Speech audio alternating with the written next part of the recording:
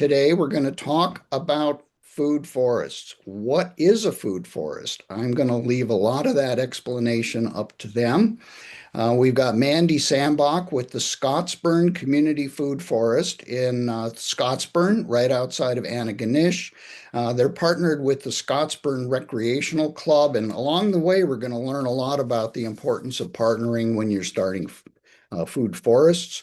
This one is 7 years old. Mandy, you've been managing it for about 3 years, I understand. And then we've got Andrew Mathis with the St. Mary's Community Food Forest, just outside or on the north side of Fredericton. And they're partnered with the St. Mary's Anglican Church. Been at it for about 5 years, I understand. So things are both locations well grown, well underway. I imagine there's some good serious harvests coming in. We're going to learn a lot about that. So I think what I'd like to do is we just dive right in. And Mandy, how about if you lead off and just give us a couple of minutes about what you've been doing in Scottsburn? And maybe first, I want to ask both of you, give me a quick definition of what is a food forest. This is fun. Then we get to compare notes of how Andrew defines that. There's probably as many definitions as there are humans on this call today. You want to start with the definition or the description of food forest? Let's do that. Sure. Food forests, the language can be really tricky.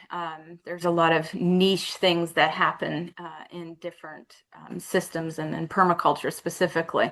So if you want to think about it as a food forest or an edible forest learning garden or an integrated forest garden, it's irrelevant really what you call it, but food forests are leaning into the perennialization of our food systems. So we have plant families that we call guilds, and they're perennial layered systems. So we have big overstories, understories, multiple shrubs, herbaceous layers, ground covers, root crops, and then vining and mycelial layers added into a system. And it's just that we're simply planting these holistic ecosystems that come back year after year. And that really is a food forest. So a group of plant families or guilds equals a food forest. So it could be one or it could be more than Okay, that's that. great. I want to, Yep. Mandy, before we get into the background on what you've been doing, Andrew, let's jump to you. What do you have to add on what is a food forest? I don't have much to add to Mandy's definition, but I would make the distinction that like we're going to be talking, Mandy and I's projects are both community food forests. So the difference between a food forest and a community food forest is like you can have a private food forest, but it's this extra layer that we are looking to have people as one of these layered parts to of the system, right? We have these large overstory trees, like Mandy was saying, and all the way down to the mycelial layer. But how do we really start to design these spaces to be welcoming for people and also be able to provide productive yields to the community? Very cool, almost like a people forest. There we go. Hmm. Okay, Mandy, back to you. Tell us about what you've been doing in Scottsburn. I love that addition, Andrew, the human piece. That's not one that I talk about it relationally, in terms of a series of relationships and how can we layer diverse relationships within the system. And there is a different flavor to community growing of these systems than private ones. So the Scottsburn Community Food Forest is in our 7th growing year. We are part of the Scottsburn Recreation Club, which is a very long-standing nonprofit in our community that focuses on recreation, health, movement. And 7 years ago, our founder, Raina McDonald, had a bit of a brainwave as she'd been taking her permaculture design. And the Recreation Club has a chunk of land that they own and a building that was damaged in Fiona that we are now building a new one for. And they were looking to communities saying, what do you want to see in the park? What do you want to do with this park? We have a tennis court and, well, now a fancy pickleball court and baseball diamond and some green grass that's kind of adjacent to the school.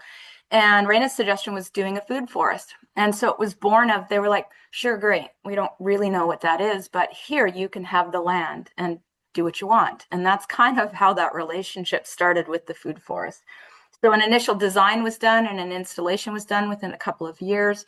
And very, very quickly, what started to happen was that the design of the food forest was so obviously different than a community garden or a regular annual garden, that it started garnering more attention. And as the layers were added and the infrastructure for the food forest, the guilds were being built, it became this hub of like what's happening and knowledge sharing and skill sharing. And so there started to be more and more opportunity for community engagement around teaching, knowledge sharing, skill sharing, talking about different techniques and kind of the alternative way we look at supporting perennial systems compared to our annual systems. And even the plants that we put in the food forest was, a bit unusual. Egyptian walking onions, what are those? Why are they planted at the base of all of your fruit trees?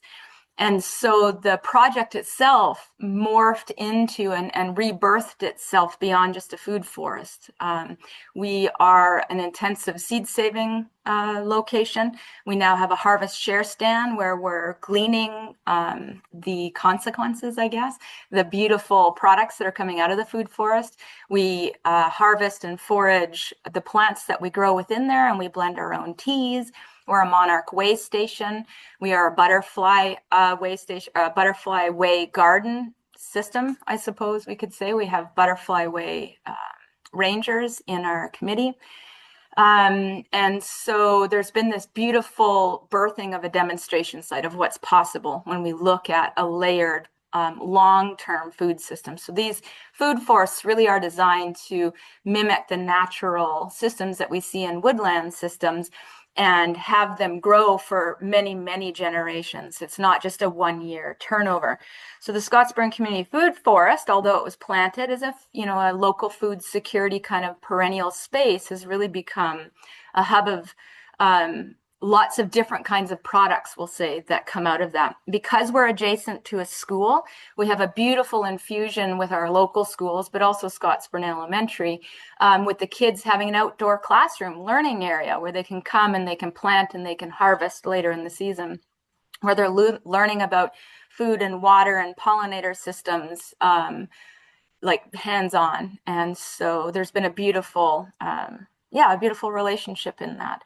So although we started with one thing in mind, as any good project or any good baby birthed into the world, it morphs into something slightly different. That's So because amazingly rich. Thank you. yeah, Yes. Wow. Everything we going on. Andrew, how about you? Tell us what you've been doing there. Yeah, well, the St. Mary's Anglican Church here in Devon on the north side of Fredericton has a long history of working with local food. We started 17 years ago. A group approached the church around starting a community garden. And I think it was one of the first, if not the first, community garden in Fredericton. We gave them the land and they've been great partners ever since. But about, yeah, 7, 8 years ago, they started experiencing some thefts from their garden. And this is a kind of typical community garden structure where people are paying for their plots for the season, trying to grow their own vegetables, bring them home, and theft was not what they were looking to have in the system, right? So they started locking their gates and during the harvest season, but it was really a signal to the church that there was a demand for more food being grown and given to the community. So we had all of this land. We did a back of the envelope calculation because it was all designated as cemetery land, and it was going to take the church 300 years to use all of the land that we had. So we decided to take a chunk of that and do something more productive with it in the short term and plant a food forest. So yeah, I had just gone through a permaculture design course. I had finished designing my own property, and I found myself with a bunch of time on my hands after the birth of my daughter, and she was napping really well during my parental leave. And so I put time into starting this community project, and within 8 months, we had all of the funding.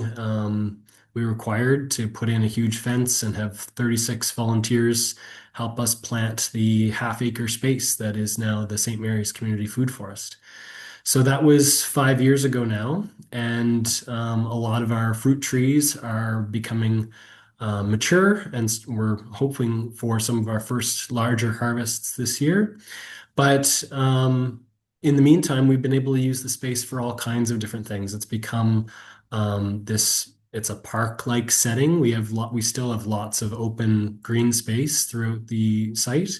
And we've been able to run community dinners. We've been able to raise money for local food banks. We've been able to host summer students and pay summer students to maintain the property.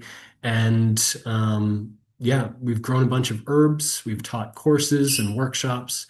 And so, yeah, I think I we're on our way to being more like Scottsburn Community Food Forest and being more of a hub. We had a kind of slow start with our community support because I kind of just went ahead and did the project myself and didn't have the experience to take the time to draw more than just the church and community garden groups around the project. But we're slowly building that up, and there's been a grant given to us to build a community pizza oven. And with that project, we are really starting to pull a bunch of people that are interested in seeing this happen in the food forest and taking our time with that, building the community up, and then having a really nice pizza oven, having all kinds of weekly pizza parties. Okay, wow. Started with a napping daughter and ending up with a pizza oven. So both of you now alluded to how you both got yours underway with those various partners, the recreational club and the church.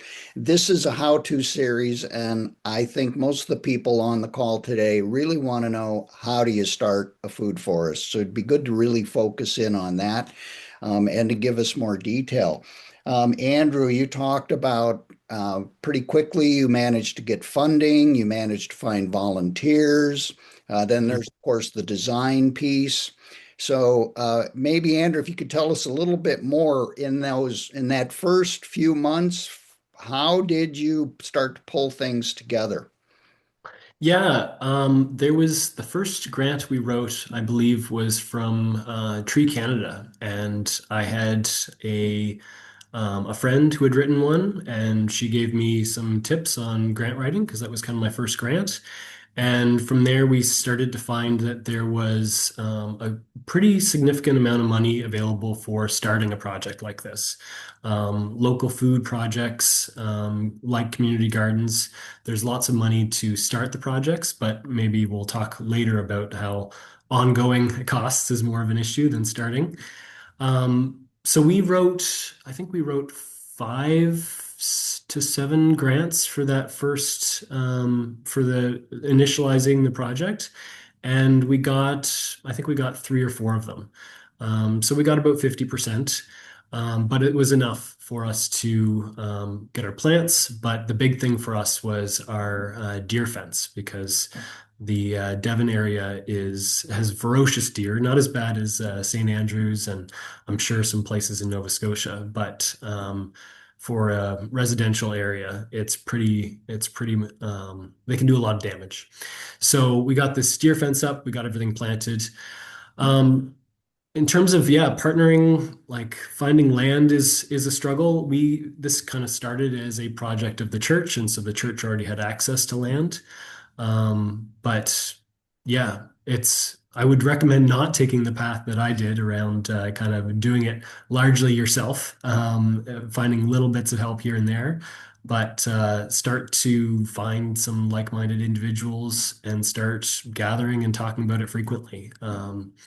I really like the saying, I'm not sure whose it is, but why have a meeting when you can have a party? And so having these like regular gatherings where it's informal, you all know what you're there for, can make it a lot more fun. Okay. Mandy, can you please give us some more complexion around all of that, particularly the people part of the whole thing? I mean, it's really essential. Obviously, you need a piece of, mi'kma'ki. to work with if that's where you're located. But the coalescence of the human beings who have an interest in and live adjacent to and find themselves in those spaces, the pre-work of fostering those relationships gets you in the year 5, 6, 7 and onward really is where your resiliency comes from. The relationships that, start it and then pass it on and carry it on, and the folks that you invite into that web of that interrelation in your food forest. I would argue that community gardens in general, one of the major reasons why they end up failing and people getting burnt out is because that pre-work is done not as diversified as it could be. So a lot of our beginnings of the food forest, because even though I'm the coordinator for the last few years, I was intimately involved from its inception because I had connections to the community. But it really was started with the group of like-minded people that come together and thought, yeah, let's beautify our park in this way. But it grew as big as those people could each contribute in a meaningful way. It wasn't that we had grants in the first couple of years, big grants, certainly. I think there was a couple $500 ones, but that they were supported. The food forest initiation and planting was really supported by donations of fruit trees and shrubs and cuttings and propagation and seeds from community members. And so I love that notion of why have a meeting when you can have a party? We do that a lot and more often now. There's less formalization. I mean, there's workshops, and so you have to plan them. But really tending to the people in that system is what will, I think, lead you towards a more resilient model moving forward. And so when you do that groundwork, I don't know if I'm going to touch on some of these other talking points here by saying this, but when you gather in the location where you are and you really look at all the users of that land, human and non-human, you can come up with better, more solid and resilient design features within that, but also places to gather and different sorts of folks who are using that property. And the more of those folks you can invite in, the healthier, more robust that's going to be. And that ends up being, a word of mouth thing. So folks may come into our food forest because it's at the base of the Fitzpatrick Trail, and they come in because of the food forest, but they realize there's a tennis courts and baseball courts and a hiking area, or it's the hikers and the mountain bikers who come there and are like, oh, what's going on here? We often don't take the time to really look at, the human connections and relatings in that. I wanted to ask, and Mandy, you touched on it. Part of the how-to is what are the startup costs? Firstly, I'm imagining you got to buy a lot of nursery stock. This is after you designed it and everything. You got to buy a lot of stuff. But then you touched on, well, heck, there's a lot of stuff that gets donated. So what's your sense, either one of you, on that? You're going to have to buy some things with the grants, things get donated, because you got to put it all together and get it all in the ground. Anytime, I really, whether I'm in consultation with permaculture designer and these community organizations and groups, you just start somewhere and reach out and start asking questions, because a lot of your neighbors adjacent to where your land is are going to have resources. They have, red currants and black currants and gooseberries and, cherry trees, and they have things that you can take cuttings from, things that you can propagate a year in advance of putting them in the ground. So I feel like that economy of care, that place where we come from in terms of reaching out, is the best place to start. If you are lucky enough to have a big fat grant supporting your localized nurseries, your small nurseries that are growing very hardy and I'll say climate resilient kind of more permaculture plants, you can buy from them, and you should. But to fill the gap of the bulk of what you're planting, it gives you an opportunity to reach out to your old timers who have land they're not using and say, can I have a cutting of your rhubarb plant? And they are more than happy to oblige that. And then you start somewhere and you get one guild in the ground, and now you have you have future plants and cuttings and propagations and seeds for the next guild and the next guild and supporting the next food forest down the road. So I say start by talking to your neighbors and gathering what free, accept your plant sales. Your garden clubs are wonderful resources. Go to them and talk to them. Is there any way you'll donate, 5 plants for our project? You'll be very surprised, at how people are willing, how happy they are to be able to donate. And then there's like this connection into your space after that. So now you're feeding that web of future relationship by, we get scared to ask. Yeah. It's a donation, but really we have all of this abundance here. Everybody's got yards with old homesteads in rurally where I live, and there's all kinds of things we can Yeah. take out of there.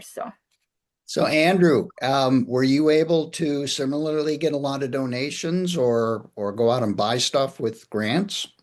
We had grants to start, but if I was going to start another project, I would definitely go and get more donations and cuttings and connect because, yeah, you could, if you go that route, you could go from like having $0 to a couple $100 and just spend the time to grow your own stock over a couple years before really just establishing a whole site. Um, yeah, if you have somebody that's good at starting seeds, you've got somebody else that's good at grafting, you can start your own apple rootstock, graft onto that. You can start for very little. But we had I think when we planted, we had raised like 14,000 dollars. And so we had the money to go out and buy local nursery stock but yeah, it's expensive because if you're going to go that route, you're looking at like we spent $2,500 for half an acre of pretty well spaced out 2-year bare root stock. Um, but $2,500 is not also too much. It was the fence for us that was the rest of that, right? And it's an expensive fence. So, but yeah, definitely connect with other people. And as more of these community food forests get started, there'll be more and more spaces where anybody can walk in and say, "Oh, can I have a cutting of this? Like, I would love some of your currants, your gooseberries, and can I take a cutting from your apples so that I can graft?" And you'll probably be able to get pointed in the right direction of someone to teach you to graft as well, right? So, Yeah. hopefully, as we get more and more of these projects and um, the plant material will become more accessible along with the knowledge. Yeah, I learned fruit tree grafting a couple of years ago, and that's totally cool. And I can see why both of you learn a lot about plant propagation. But just to back up here now, so you've got your piece of land and you've got to design it. So how did you both understand just design principles around food forest? Did you take a course? Did you learn from somebody else? Yeah, I did my permaculture design course with Rob Avis. He's based in Alberta, and yeah, a permaculture design course gives you so much to work with. Food forest is usually just a small portion of that. So a lot of it was also reading a ton of books on food forest design. And now I teach that myself. But yeah, we were lucky in our establishment phase to be starting with lawn as opposed to some folks that are starting with true forest and invasives and having to hack back the forest. Like the folks in St. Andrews, New Brunswick, St. Andrews Community Food Forest that's just starting, they're having to take out all of these large invasive trees just to get their project started. So the design was an easier part than the heavy labor that involves. Okay. Mandy, anything to add there? Yeah, I started with a PDC. I also took my original permaculture design with Rob and Michelle in Calgary. Um, we also, because the land that we were using was, it was a flat grass field. I mean, it was compacted. They had to use pitchforks and ultimately brought in equipment to to help. But overall, the contour in terms of water harvesting was quite amenable to whatever design you wanted. The big design factors, I think, in considering when you get started, first of all, you're probably something about food forestry, or you wouldn't have signed up for a webinar for it. You might even be super hungry and be like, yeah, yeah, now, now, now. But I think, permaculturist would caution you, and it's in our principles, to take a slow, protracted approach. So if you've been with a piece of land for a period of time, watching it through 4 seasons is ideal. And you're going, wait, Mandy, I want to do that this year. And that's fine. But when you see the land that you're stewarding and working with through 4 seasons, you're going to start to see wind patterns and water patterns and snow patterns and bird patterns. And what is your deer pressure like? That's real. You need to pay attention to that in the design work up front. So really looking at how the sun moves through the property, how the wind, the rain, the snow, the users, do you have young people in that forest? Is accessibility an issue? Is there contamination? Is it adjacent to, we have an auto mechanics next door, and there's, some sketchy practices over the years about dumping materials. So we want to be mindful of where we plant and what we plant around that. So the design portion, certainly for me, came from my permaculture experience in my design classes that I've taken, but really it's about relationship and feedback and observing and interacting. So sit with the land, write down notes about what you see about all of those factors, and then you can make intelligent choices about what to plant and where. One example is, if you're sitting with your land and you're looking at the adjacent properties, maybe the neighbors have some plum trees or some apple trees. Are they diseased? Is there visible disease going on? Because that disease is going to transfer into your food forest with those same species families. And so I wouldn't put a diseased Saskatoon next to, a same plant family. So the design process we can get crippled by, but it is about relationship and just sort of arriving in the space to take those factors. Now, all of that being said, you can plant one guild, just go out tomorrow, just find 4 layers, just find a tree and a couple of shrubs and some ground cover and just plant a food forest. You don't have to scientifically approach it for years on end. But when we're doing larger pieces of land that are embedded in community, it pays to take the extra step to observe it and learn things. So describe for me, what is a guild? It's a plant family. Everybody's got a family. I'm thinking like a plant neighborhood here, Totally. where they're all kind of talking to each other in some way. They are above and below, and anybody who's had Christmas dinner with a family, there's all kinds of different qualities of family members, and some are louder and some are quieter, and some contribute and some don't, and some you like and some you don't. There's this taking an approach to those plant families and saying who serves what function, who supports the whole of this healthy system, and then you make decisions about what family members you're going to put in there. And hopefully they're cohesive and they support that larger fruit tree or nut tree. Sort of companion planting almost, with different layers, because they all need sunlight. It's at the end of the day, it's photosynthesis. So, but some are more shade tolerant than others. So I assume you work all that in there somehow. Yeah, totally. And we're just mimicking like how there are these natural communities of plants, right? So if you go into the woods and you know what you're looking at, you'll be able to see like you have your tall trees, we have nitrogen fixers, we have vines, we have these plants that are like, we call them dynamic accumulators, that are able to like mine certain nutrients out of the soil. We're just mimicking what is happening in natural forests, but bringing it into a very agricultural focus, right? Because we're going to use specific plants that have specific functions that we want, but we're pairing them together in a way that mimics these natural systems.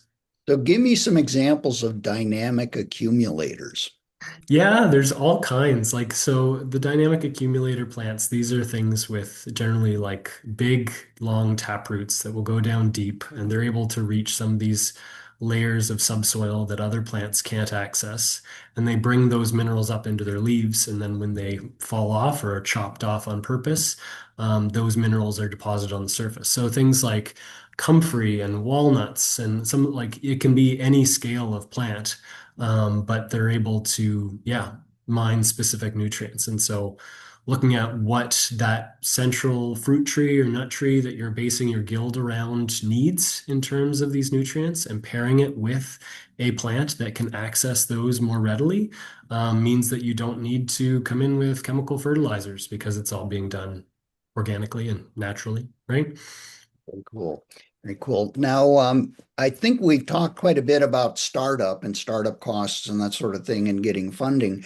Andrew, you had mentioned ongoing costs are also something you have to think about. Can you say a little bit about that? Yeah, yeah, ongoing maintenance and like so we are lucky we're able every year to hire 1 to 3 summer students that are able to do a lot for us in terms of maintaining the food for us, maintaining community connections. But in terms of additional money to go towards buying new plants or building new structures, that funding is relatively limited. So we've got lots of time, but we're kind of cash poor.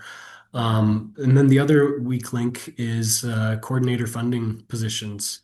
So these coordinator positions are not always, it's not something that the organizations that are giving out grants necessarily want to fund for an ongoing period of time, but it's essential to have these projects, especially community projects, working well. And so, yeah, it's tricky. We're trying to do projects that we can get money for through grants or get donations from the community for, like this pizza oven project. But then we're also just trying to partner with people that have similar interests and get them into the food forest and do their thing in the food forest that is going to bring in all kinds of people, potentially some donations that we can use for that kind of flexible ongoing costs. Okay, so it sounds like it's not really practical to do in an ongoing way a food forest as an all volunteer effort. Mandy, can you say something about that as well in terms of people and possibly hiring summer students or coordinators? Yeah, I've been involved in a couple of community projects out west and as well here in Nova Scotia. And it comes down to the same issue. You have that initial group of human beings who thinks this is a really good idea. You get into it 3, 4 years, you're burnt out, you're tired. It's clear that it's become a wonderful thing. Somebody needs to coordinate and understand all the balls in the air and the things that need to be done.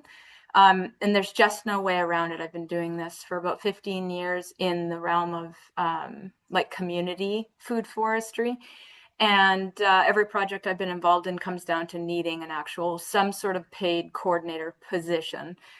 And so we're getting creative around that for our specific food forest. A lot of what Andrew said is what we're doing. So some funds come with parameters and some funds don't. And so we try to set aside the ones that don't. You know, when we raise money for our garden party, that goes a lot to, we have an annual garden party where we showcase the goods from the food forest and put on a beautiful event. Those are unrestricted, so that goes towards next year's coordinator fees.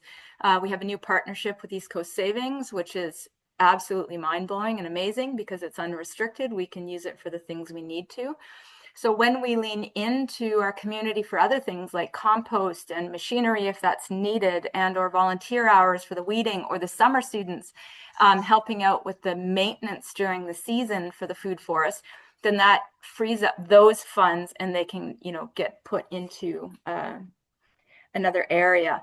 There is another way to do this. I think when we look ahead to the future, to that sort of better world, our, you know, Charles Eisenstein says our better world, our hearts know it's possible. As we're looking at communities locally, I think there's a better way that these perennial food systems can exist and be held by community and not in a traditional sense. They tend to get stuck in with recreation clubs, for example, but I think municipalities, as they're designing, there's an opportunity for them to understand this model and work with this model as part of the natural upkeep. Why would we continue using grass when we can install some of these systems? So as time goes on, we're always having conversations with all the powers that be and the grantors that come across our paths to say, like, how else can we hold this together as like a value within our communities rurally and in cities as well.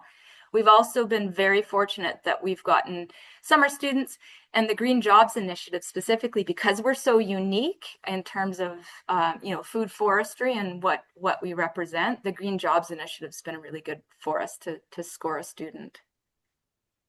Okay, so you've got to be able to do some grant writing as part of this, it sounds like, along the way, and have that radar screen going all the time of what's out there, what are the deadlines, what are the criteria, how much of it is specific, project oriented, how much of it is kind of core, open funding, that sort of thing to keep things going. So I know that takes a little bit of time as well. I do want to encourage people to put questions that you might have in the chat box. And Nike's going to be monitoring those. Nike, I want you to jump in here a little bit. And you told me right before the call started, you're in Berwick right now, and that Yes. you've been helping, lo and behold, with another food forest. Can you tell us a little bit about that? Sure. Yeah. I mean, this was very serendipitous. This morning, I'm with Mandy's kind of collaborator on Canopies of Care, Sarah, who's with Farm to Feast, and we were doing planting a food forest with folks from the National Farmers Union. There's a group from Puerto Rico here. And so we were just doing that collectively. It was really interesting. We planted elderberry, hazelnuts, and kind of like what Mandy and Andrew were saying, a lot of it was donated. So a couple people showed up with cuttings. The process was we all dug a tree, looked at how you should plant it. Then we spaced all the trees out, talked about how big they were, and then looked at everything and walked around and thought, does this make sense? And some people knew a little bit about an elderberry, some people knew a little bit about a hazelnut, and collectively we figured out if they were compatible, looked a bit around if there were big trees. And then really the actual doing it didn't take very long because there were about 20 of us. So 20. um, Okay. then we were, yep. So that was, anyway, that's what I was doing this morning. And there are a couple questions in the chat, Bob. Okay. And it sounds like you weren't having a meeting, you were having a party. Right on. Exactly. Yeah. There we go. That's great. Good. And on that note, how to start a food forest. So Nike's right in the middle of one right now. Have you, Mandy, Andrew, have you been approached by other groups in other communities asking for your help? I've been on a whirlwind road trip the last 8 weeks. I think I'm going to have hit 5 provinces. Having this conversation exactly this way, and how do we make this accessible? In a more like a practical, ongoing way. So yes, we definitely have one of the products of planting this perennial system is that we get asked to do a lot of talks now, garden clubs, Rotary clubs, just community gardens, all kinds of spaces to talk about because it is a demonstration site. It is what is possible. And so, yeah, I've been doing a lot of speaking around that. And I think it's important. Out of that recognition has been birthed this notion of canopies of care, connecting communities, and that we can look at perennializing a lot of our different community gardens, communal gardens, food forests, public spaces, schools, senior centers, all of these spaces. And how do we bring together the resources necessary to be able to share that with everyone? My vision's in the Maritimes in general, not just Nova Scotia, but how does Andrew and I coordinate and collaborate to be able to share all of that information and potentially plant materials as well, in order to do that? So that is happening, which I'll talk a bit about at the end, but yeah. Andrew, please add. Yeah. I was one of these stops on Mandy's tour over the last little while. We hosted a community food forest conference here in Fredericton, and we had over 60 people coming together to talk about how municipalities and community groups and First Nations can all be part of putting these kinds of projects in. So that was super exciting. But yeah, I've been a part of about 5 other community food forest projects in mostly in the Fredericton area, but a little further abroad in New Brunswick. And I'm planting another one this weekend at my kids' elementary school. So yeah, there seems to be more and more interest for these projects because we have these like demonstration projects that have gone in to really show what these things are about. Because yeah, you can Google a food forest and get a couple pictures, but you don't really get a sense of what it is and what's possible until you're in one and you feel what that feels like, really. Um, yeah. Well, thank you. Thank you. We need to take some time for questions. Nike, what do you have in the chat box? Well, there's sort of two themes. So there's two questions that are a little bit more about community and the people ecosystem, and then there's two questions that are more logistical and kind of liability and revenue. So I'll give you the ones about community. There's one question here. Are there initiatives to get Indigenous peoples involved or newcomers involved or to diversify how the food forests are being used? I'll give a little answer. In New Brunswick, at least, there are a couple specific grants for Indigenous-led food projects, especially food security projects. I've been a part of a couple groups that have tried to access that funding, but we haven't been successful so far. But there's one of the friendship centers in Fredericton that is starting a food forest, and I helped train them on the design aspects. So there are there are lots of things coming together for First Nations and food forests. I would say that's probably ditto for my area as well. We have a working relationship with Pictou Landing First Nations in terms of the students have been coming into our food forest since the beginning and working with the students from the elementary school. That bore into a relationship with our founder, Raina, who's now working for Nourish. And I know that she's working with food forestry projects with some of the schools as well. Newcomers, not specifically, but it's one of those groups of our community that has started to infuse this space. So I'm getting more and more requests from this is one of the cool things that's happening that I can see in Nova Scotia is that there's these infusions of people, social workers and care workers, case workers, mental health workers that work in and adjacent to school systems and just general public community support. And I'm having more and more requests for those folks to be able to come into the food forest and contribute and be part of that ecosystem. So there's these unlikely collaborative pairings that are happening. When I was in the Annapolis Valley a couple of weeks ago, the Annapolis Valley Food Council had a conference, and everybody there, no matter what part of food security that they worked on and with, all were working towards an understanding of perennial food systems being a legitimate part of a food security, a legitimate thing that will support our food secure journeys in the Maritimes in general. So all of that is like a work in progress as people reach out, as we reach out to find support.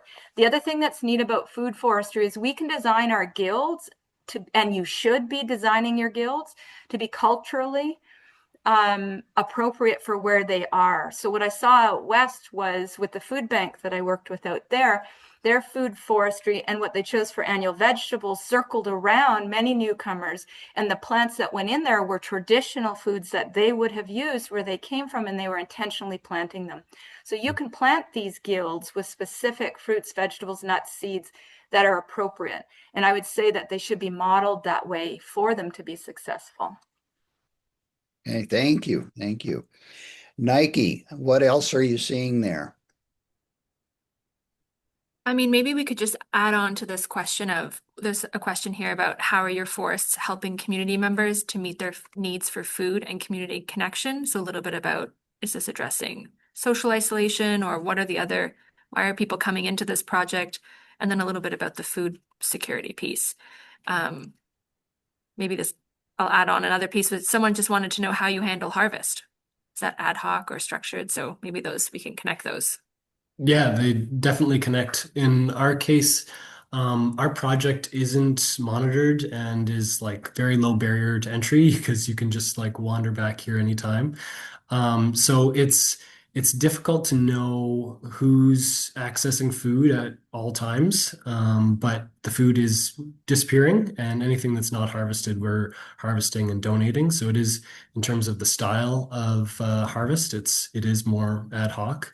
We'll put out posts like the specific sea buckthorns are ready to be harvested, right? Please come harvest them, so that we can either reduce volunteer time or anything like that. In terms of community connection, though, yeah, as a gathering space, it is definitely fulfilling community needs, and hopefully more so once we get this pizza oven up and completed. What was the other part of that question? But it is interesting, the food security piece. It's only a small space for this project. We can only grow so much, and I keep trying to put more plants in and grow as much as we can. But the idea beyond just feeding our very local community is as a demonstration project, and hopefully inspiring more of these projects to go in so that not even every city and town, but like every community ideally would have a food forest within a couple minutes walk that they could go and harvest these perennial plants. And then you start to have people understanding and having relationships with these plants, saying, oh, I know somebody that has a little bit of space and they could put one of these plants in and have food for themselves. And um, so yeah, although a lot of our grants do come from the food security stream, it is sometimes a hard sell when you just have a small plot of land. Mm-hmm. In part of the travels that I've heard folks, researchers, and people in government talking about food security. It seems like the piece that really moves the needle on that is income, is that the lack of enough income to be able to buy. And so you could plant a lot of food, and that doesn't actually fill the total need to create less food insecurity. But I love what Andrew said about putting these things in. I see a future where this is the way that we landscape, for lack of a better description. So the biggest piece that I see food forests right now being useful for in terms of food security is bringing back the understanding and relationship with plants, with seasonal eating, with what grows well here, with tending to soil and water and pollinators, but the skills that come with growing your own food, not just carrots and tomatoes and peppers, which, for the record, we have annuals in our food forest as well, but for the relationship with soil in general and how we can tend healthily to these ecosystems. So it's not so much that we have a large production of food or medicine or fibers, although we do. It is more about the skills and the placemaking in that place where a community can come and learn about those things, and that part is accessible so they can go back and take it to their families and sort of regenerate those old skills that have been lost through modernity and convenience, I suspect. In terms of harvest, it's more ad hoc. We do a lot of harvesting and knowing that we're going to do canning, jamming, pickling, fermenting workshops in the fall. We do a lot of harvest and we freeze our black currants, our red currants, our white currants, our goji berries, our elderberries, our sea buckthorn, knowing I'm going to demonstrate jams and jellies, knowing somebody's going to make chutney for our beautiful garden party sandwiches. So we do that, and we still have much to give away. So having that harvest share stand becomes the central focus of putting food in. So now what we've done is we've been able to start to train our neighbors and community members that when you have extra zucchinis, because you all do, you drop it off at the harvest share stand. And then our local in near River John is another community near us. They create a mass amount of annual vegetables. When they have an excess that they can't get rid of through their food center, they're now dropping off boxes of tomatoes, taking a picture, posting it. So rather than relying, and I think Lisa and Sarah from the South can talk about that in terms of distribution, rather than relying on fuel oriented distribution, if these are planted exactly where they are and folks have this reciprocal relationship with it, to me, that's more sustainable moving forward. So that's how we practice it. You know, Mandy, I'm Grateful you brought up the whole idea of skills and the skills base within a community because culturally we've come to the point where so many people are completely removed, even just from where their food comes from, let alone how do you grow food? How do you have a relationship with the land, with the earth, with the soil, that sort of thing. And to really begin to rebuild that. So it's almost like I'm thinking of food forests with this fuzzy boundary that could expand into what I would call edible landscaping. Where instead of the juniper bush out in front of your house, why don't you put in some high bush blueberry and, that kind of stuff, where it could really expand into the whole community. It's just really kind of a way of thinking about things. And I understand, Andrew, Mandy, it sounds like a lot of the harvests are kind of on a goodwill basis. People can come in, they can take what's ripe, what's available. It sounds like there's a whole lot. I love the word perennialized, which is what a food forest is. It strikes me that once it's up and running, you can just come back every year and it's cranking out food. It's not like annual gardening where you got to be weeding and it's just a little bit more work. And in this case, you just show up and there's stuff ready for you to pick. Um, so you'd mentioned a lot of berries. What else? You've got a 7-year-old and a 5-year-old food forest. What's starting to come out of these forests now at this point? We have had a couple good years of apple harvests, which has been nice. Our apples started harvesting or started producing like the second year after they were in, which is very early. They've since got damaged, but they're still doing okay. But we're still pretty early, so it's still a lot of berries. But yeah, the harvests of different relationships and connections have been going strong, and we're putting like we say food forest, but like forest garden. There's other things, right? Like medicine and herbs and teas. But we've been doing a lot of willow planting as well. We've got these large swales dug into the property because we are on a slight incline with clay-based soil. And so we've got willows growing in the food forest, and we're going to be harvesting our first willows for basket weaving this year. So that'll be Very fun. good. Basketry. Very good. Yeah. Yeah. I know there's a lot of different varieties of willow Mm. that you can use into baskets. Yeah, fantastic. Mandy, how about you? I don't know what I just listed. Lots of berries. Our fruit tree, our cherries produced last year. Apples, pears are still a little bit behind. We lost a couple of trees in Fiona, so we've had to replant them. Our sea buckthorn has gone off like bananas. We do a lot because we're a pollinator garden and we're focused on monarchs and other types of pollinators. We do a lot of flower and tea style herbs. So whether they're perennial herbs or they're annual herbs that we continue planting. Um, yeah, there's probably 10 different varieties of herbaceous layers, I'll say, along with flowers that we use to harvest for teas that we blend and we can sell. And I saw there was a question somewhere about like funding and diversifying. We're having more and more crops coming out of the food forest that we can now be creative with and turn into other things. So for example, this year I met with a soap maker and we're going to supply some of the supplies from the food forest and churn out our own food forest infused soap as one way to demonstrate what comes out of it. Egyptian walking onions, y'all, if you get your hands on a couple, you'll have perpetual food first thing in the spring.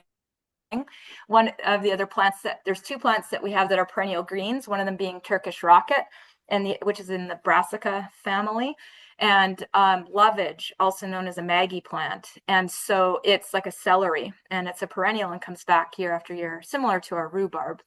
But they're big. Like right now, it's full on, and we're harvesting tons of it. We can't even. People don't make eye contact with us because they know we're going to give them onions. But the kids love them because they come in and all Yeah, those little pre-Ks eat the onions and they all totally stink like know. onions when they go back to school. That's kind of like all the jokes about zucchinis in late Totally. August. Yeah. Yeah. Yeah. Okay.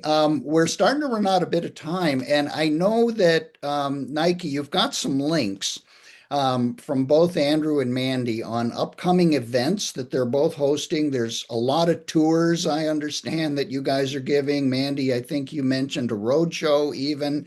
And I know that there's, I think, a plant sale coming up this Sunday at your food forest. And Andrew, you're giving some tours as well. So there's everybody check out the links in the chat to learn more and get some dates and details down.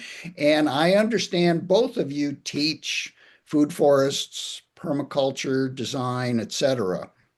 So that people could reach out to you and start to learn much more. Is that the case? Okay, I see heads bouncing up and down. Um, Nike, any last question or two? There's only one question we didn't get to, which was the first question asked, so maybe we could touch on it. It was just, do you have any liability insurance? A very logistical question. Is it expensive? Is that a big part of what you're thinking of? The church has it, so we're covered. Easy answer for us. The recreation club has it. It's easy for us. There are some additions when we go off site. You're supposed to let them know, and sometimes there's an additional charge. And yes, it's expensive. I think Mhm, there's a way for nonprofit that we could maybe collaborate and get some kind of group insurance out of this, because I think we're all suffering from the same mhm, issue. mhm. Okay. I've got one last question for each of you. Andrew, I'll start with you. Personally, this is a lot of time and effort. Mhm. Why do you do this? Yeah, yeah. This is the kind of future I want to live in. And I want my kids to live in. I want to live in one where we have these common spaces where we can grow food for the common good, and we're surrounded by abundance. Like I mentioned, these projects can only feed so many people. But one of the like amazing yields out of these projects is that they can inspire hope in the future, and that hope itself can bear fruit. And so, yeah, it's a lot of time and effort, but it's definitely worth it. Okay. Thank you. Mandy, how about you?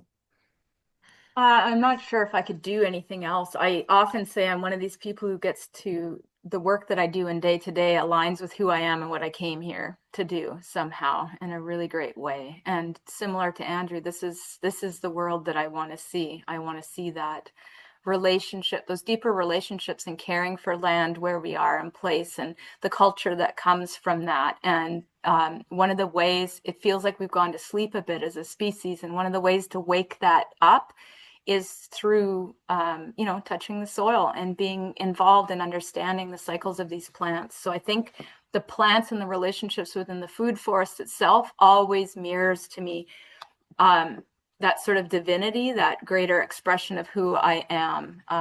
And so I want that. I want that for the little kids in the school next door, and I see it happen. You can't take them out into there and not feel total joy and hope for all the crappy things that are happening right now. So it's my work.